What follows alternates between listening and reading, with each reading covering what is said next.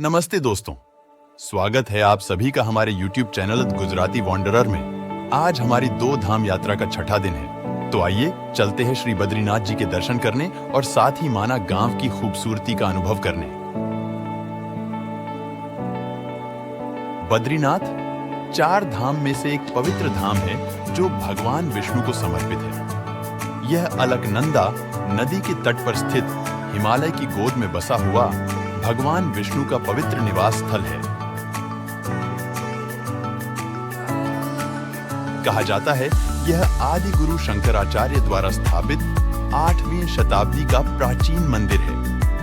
भगवान विष्णु को समर्पित यह मंदिर हिंदू धर्म में आस्था और आध्यात्मिकता का प्रतीक है, जहां आध्यात्मिकता हवा में घुलती है और शांति हर कदम पर महसूस होती है।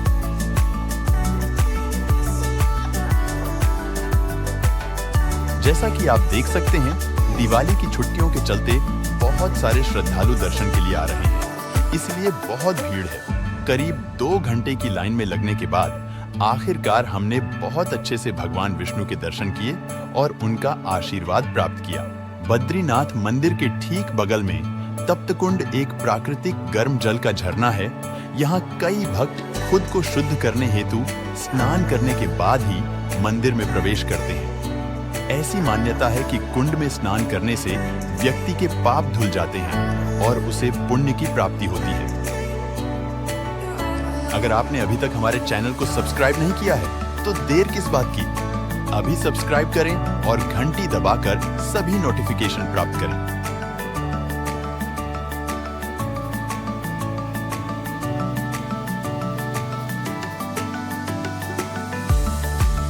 दोस्तों, बद्रीनाथ के दर्शन के बाद चलते हैं हम अगले रोमांचक पड़ाव की ओर, माणा गांव। यह खूबसूरत गांव बद्रीनाथ से कुछ ही दूरी पर स्थित है और यहां पहुंचने के लिए आपको टैक्सी पार्किंग से आसानी से शेयरिंग टैक्सी मिल जाएगी।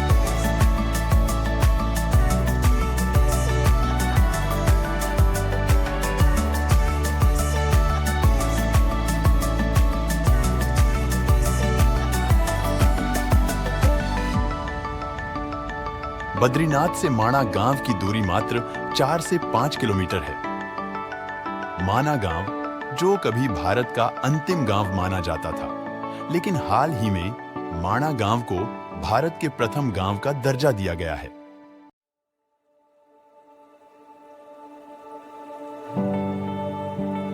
माणा गांव करीब 3200 मीटर की ऊंचाई पर स्थित है।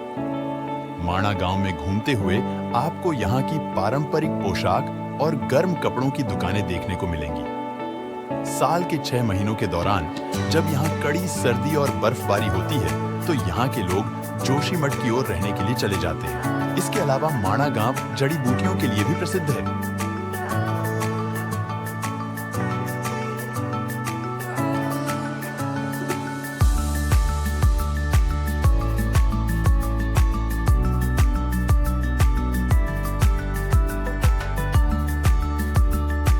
हिमालय की पहाड़ियों से घिरे इस गांव का इतिहास कई हजारों साल पुराना है। कहते हैं इस गांव का नाम मणिभद्र आश्रम से लिया है। मणिभद्र यक्ष देवता को गांव का संरक्षक देवता भी माना करते थे।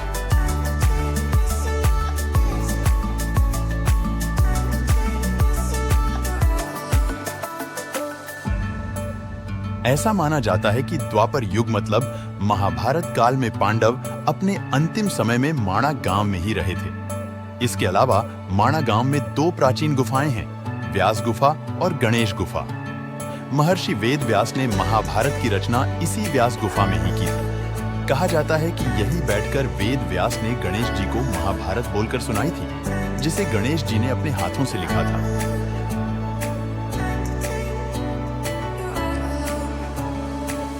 फिर आगे बढ़ते हुए आपको आखिरी छोर पर चट्टानों के बीच से निकलता एक खूबसूरत झरना देखने को मिलेगा, जिसे सरस्वती नदी का उद्गम स्थल माना जाता है। शास्त्रों में एक प्रसिद्ध कथा है जो सरस्वती नदी और भगवान गणेश से जुड़ी है। कहा जाता है कि एक बार वेदव्यास ऋषि सरस्वती नदी के तट पर बैठे थे और भगवान गणेश को महाभारत की कथा सुना रहे थे, लेकिन नदी का तेज प्रवाह उनकी एकाग्रता भंग कर रहा था। ऋषि ने नदी से विनम्रतापूर्वक अनुरोध किया कि वह थोड़ी देर के लिए धीरे बहे ताकि वे अपनी कथा पूरी कर सकें। लेकिन नदी ने उनकी बात अनसुनी कर दी और अपनी गति से बहती रही। भगवान गणेश नदी के इस व्यवहार से क्रोधित हो गए और उन्होंने नदी को शाप दिया कि यह नदी एक दिन विलुप्त हो जाएगी।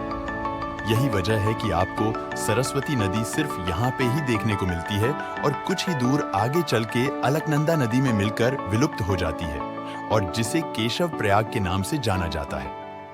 यहीं पर एक दुकान भी है जहां पर बड़े बड़े अक्षरों में लिखा हुआ है, हिंदुस्तान की आखिरी दुकान पर आज के दिन उसका नाम बदलकर अब हिंदुस्तान की पहली दुकान कर दिया गया है। यहाँ एक भीम पुल भी है जिसे भीम ने बनाया था।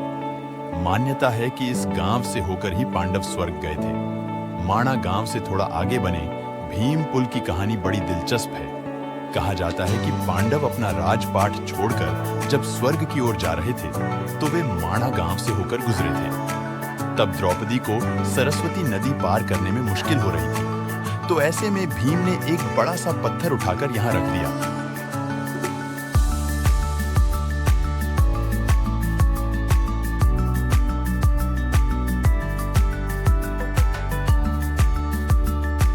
इसके अलावा माणा गांव को भगवान शिव का आशीर्वाद प्राप्त है। यह भी मान्यता है कि जो भी व्यक्ति इस गांव में आता है उसकी गरीबी दूर हो जाती है।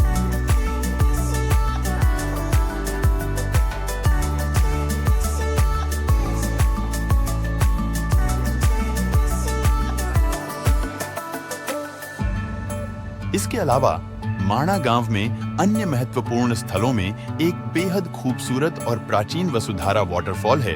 यह वाटरफॉल अपनी शुद्धता और दिव्यता के लिए प्रसिद्ध है। वसुधारा वाटरफॉल के बारे में मान्यता है कि इसके जल की बूंदें केवल उन लोगों पर गिरती हैं जो पवित्र और निष्कलंक होते हैं। वसुधारा वाटरफॉल तक पहुंचने के लिए आपको ट्रेक करके जाना पड़ता है, जो माणा गांव से लगभग 5 से 6 किलोमीटर की दूरी पर स्थित है। इस ट्रैकिंग के दौरान आपको पहाड़ों की खूबसूरती देखने को मिलेगी, जो इस यात्रा को और भी यादगार बना देती है।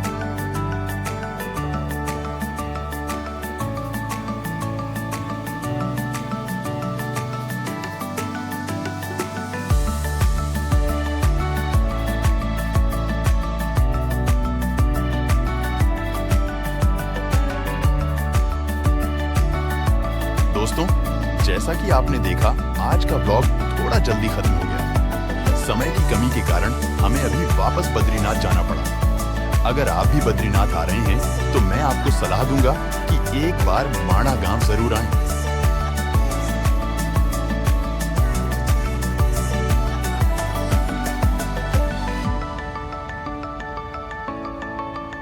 अगर आपको हमारा वीडियो पसंद आया हो तो इसे लाइक करें, अपने दोस्तों के साथ शेयर करें और हमारे चैनल को सब्सक्राइब करना ना भूलें। आपके प्यार और समर्थन के लिए धन्यवाद और फिर मिलेंगे एक नए व्लॉग के साथ। जय बद्री विशाल।